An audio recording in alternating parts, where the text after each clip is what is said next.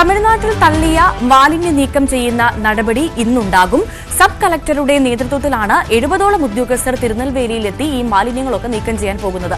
നീക്കം ചെയ്യുന്ന ഈ മാലിന്യം ക്ലീൻ കേരള ഗോഡൌണുകളിൽ വേർതിരിച്ച് സംസ്കരിക്കുമെന്നാണ് മനസ്സിലാക്കാൻ പോകുന്നത്. എന്നാലും ഇന്ന് ഈ മാലിന്യങ്ങൾ അവിടെ നിന്ന് പൂർണ്ണമായും സംസ്കരിക്കും.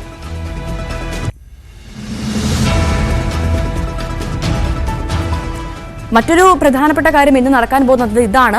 മുണ്ടക്കൈ പുനരധിവാസം ചർച്ച ചെയ്യാൻ പ്രത്യേക മന്ത്രിസഭാ യോഗം ഇന്ന് ചേരുകയാണ്. വൈകിട്ട് 3:30 കൂടിയാണ് ഇന്ന് ഈ ഓൺലൈൻ യോഗം ഉണ്ടാവുക.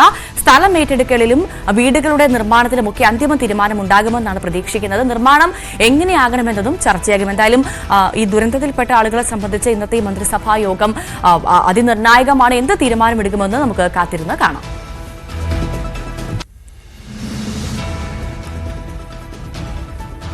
മറ്റൊരു കാര്യം, ഇന്ന് CPM തിരുവനന്തപുരം ജില്ലാ സമ്മേളനത്തിന്റെ ഭാഗമായ പ്രതിനിധി സമ്മേളനം ഇന്നും അവിടെ തുടരുകയാണ്.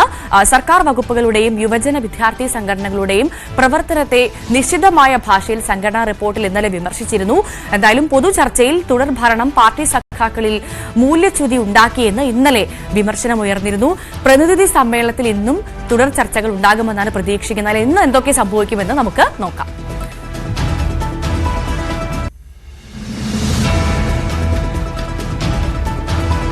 അതേപോലെ തന്നെ CPM വയനാട് ജില്ലാ സമ്മേളനത്തിൽ പൊതുചർച്ച ഇന്നുണ്ടാകും. വിവിധ ഏരിയ കമ്മിറ്റികൾക്ക് വേണ്ടി പ്രതിനിധികൾ സംസാരിക്കും.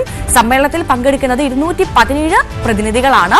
സുൽത്താൻ ബത്തേരിയിൽ നടക്കുന്നത് CPM വയനാട് ജില്ലാ കമ്മിറ്റി രൂപീകരിച്ച് അരനൂറ്റാണ്ട് പിന്നിട്ട ശേഷമുള്ള ജില്ലാ സമ്മേളനമാണെന്ന് പ്രത്യേകത കൂടിയുണ്ട്. അതായത് ഇന്ന് പൊതുചർച്ചയുണ്ടാകും സമ്മേളനത്തിൽ.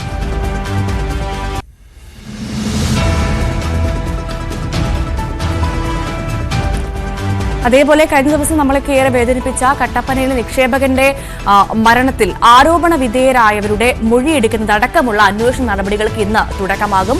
അതിൽ വളരെ പ്രാധാന്യമുണ്ട്. കാരണം ആരൊക്കെയാണോ അദ്ദേഹത്തിന്റെ മരണത്തിന് ഉത്തരവാദികളായത് അവർക്കെതിരെ ഉള്ള അന്വേഷണം ഇന്ന് ആരംഭിക്കുമെന്ന് പറയുമ്പോൾ ഒരുപാട് പ്രതീക്ഷയുണ്ട് ആ കുടുംബത്തിനൊപ്പം നമുക്ക് എല്ലാവർക്കും. എന്തായാലും CPM മുൻ ഏരിയ സെക്രട്ടറി VR സജി അടക്കമുള്ളവരുടെ മൊഴിയാണ് ഇന്ന് രേഖപ്പെടുത്തുക. സംഭവത്തിൽ ആത്മഹത്യാ പ്രേരണ കുറ്റം ചുമത്തുമെന്നാണ് മനസ്സിലാക്കുന്നത്. തെളിവുകൾ പരിശോധിച്ച് കൂടുതൽ വകുപ്പുകൾ ചുമത്തും. സാബുവിന്റെ മൊബൈൽ ശാസ്ത്രീയ പരിശോധനയ്ക്ക് വിധേയമാക്കും. ഈ കാര്യങ്ങളൊക്കെയാണ് ഇന്ന് പ്രധാനമായും സാബുവുമായി ബന്ധപ്പെട്ട കേസിൽ നടക്കാൻ പോകുന്നത്.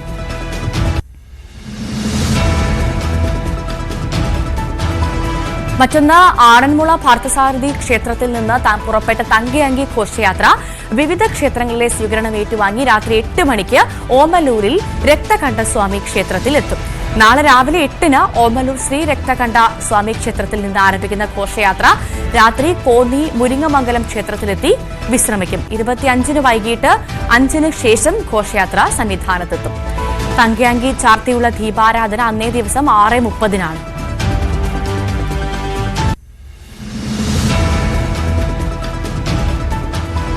മറ്റൊന്ന്, പ്രധാനമായും നടക്കാൻ പോകുന്നത് പ്രധാനമന്ത്രി നരേന്ദ്രമോദി കുവൈറ്റ് അൽമീറുമായും പ്രധാനമന്ത്രിയുമായും ഇന്ന് കൂടിക്കാഴ്ച നടത്തുകയാണ്. സഹകരണ കരാറിൽ ഇരു രാജ്യങ്ങളും ഒപ്പുവെക്കും. അമീറിന്റെ ക്ഷണപ്രകാരം പ്രധാനമന്ത്രി കുവൈറ്റിലെത്തിയിട്ടുണ്ട്. ഇന്നലെ ആണ് അദ്ദേഹം കുവൈറ്റിലെത്തിയത്. ഒരു ഇന്ത്യൻ പ്രധാനമന്ത്രി കുവൈറ്റ് സന്ദർശിക്കുന്നത് 43 വർഷത്തിന് ശേഷമാണ്. എന്തായാലും ആ കൂടിക്കാഴ്ച അത് നിർണായകമാണ്. തന്ത്രപ്രധാനമായ തീരുമാനങ്ങൾ ഉണ്ടാകും എന്ന് മനസ്സിലാക്കുന്നു. സഹകരണ കരാറിൽ ഇരു രാജ്യങ്ങളും ഒപ്പുവെക്കുന്നതോടുകൂടി അതിന്റെ ഗുണം എന്തായാലും ഇന്ത്യക്ക് ഉണ്ടാകും. എന്തൊക്കെയാണ് പ്രധാനമായും കരാർ ഉണ്ടാവുക എന്നൊക്കെ നമുക്ക് കാത്തിരുന്ന് കാണാം. ഇന്ന് എന്തായാലും ആ കരാറിൽ ഒപ്പുവെക്കും.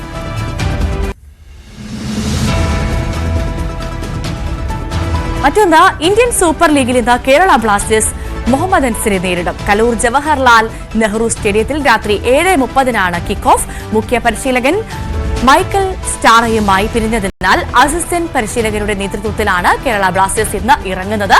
12 മത്സരങ്ങൾ പിന്നിട്ടപ്പോൾ 11 പോയിന്റ്സുമായി ബ്ലാസ്റ്റേഴ്സ് ഇപ്പോൾ 11-ാം സ്ഥാനത്താണ്.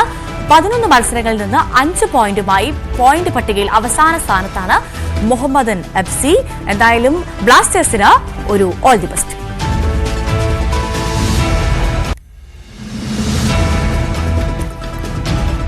അതേപോലെ സന്തോഷ് ട്രോഫിയിൽ കേരളം ഇന്ന് ഡൽഹിയെ നേരിടുകയാണ്.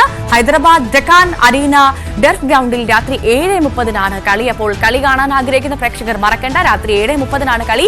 ഡൽഹിക്കെതിരെ മുന്നേറ്റ താരം മുഹമ്മദ് അജ്സലിന് പകരം സജീഷോ ടി ഷിജിനോ ആദ്യ 11-ലെത്തും. നിജോ ഗിൽബർട്ടും ആദ്യ 11-ൽ തിരിച്ചെത്തിയേക്കും. മികച്ച ഫോമിലുള്ള അഫ്സലിന് വിശ്രമം അനുവദിക്കും. 3 തുടർ ജയവുമായി ക്വാർട്ടർ ഉറപ്പിച്ച കേരളത്തോട് മേഘാലയയ്ക്ക് മുന്നിൽ 3-ാം മത്സരത്തിൽ തോറ്റ ഡൽഹിക്ക് ജയിച്ചേ തീരൂ. രണ്ടും കൽപ്പിച്ച പോരാട്ടത്തിനൊരു ഒരുങ്ങുകയാണ് മുൻ ചാമ്പ്യന്മാർ. എന്തായാലും രണ്ടുപേർക്കും ആശംസകൾ.